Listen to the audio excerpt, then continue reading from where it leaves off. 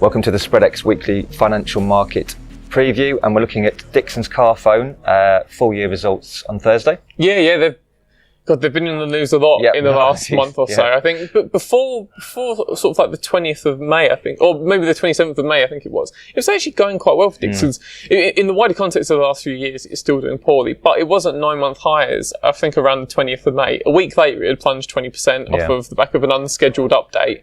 I think its sales figures were good. I think, like-for-like sales growth for the company as a whole for the year was up 4%, which is solid. However, I think it said that pre-tax profit for 2018-2019 would be 300 million, which is way lower than the 387 million analysts had been expecting.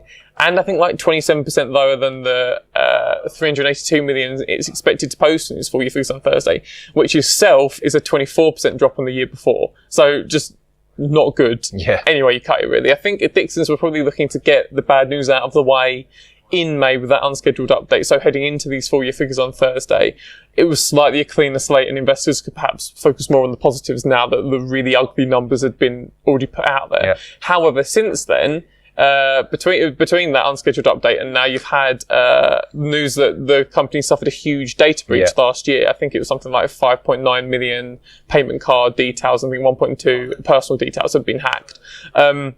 Obviously, it's too early to tell what kind of cost that will be incurred by the company. I think it's a toss-up because the ICO, I think it's the Information Commissioner's Office. I think it depends on whether they use GDPR rules, which is going to be very, very costly for Dixons Carphone, or the regulations that were in place before GDPR come in, which I think caps it at like £500,000. So I think it could be something ludicrous like £400 million or £500,000. So I think Dixons is now going to have that looming over it until the ICO reaches a decision, which does sort of complicate the reaction to the full year figures on Thursday. In terms of what our clients are doing, they were buying the stock as it had hit 170 in the aftermath of that unscheduled update in May. They were buying the stock. Since it's sort of crept back towards the £2 mark, and then you've had the data breach news, which hasn't actually affected its stock too much, but it's still looming over it as an issue.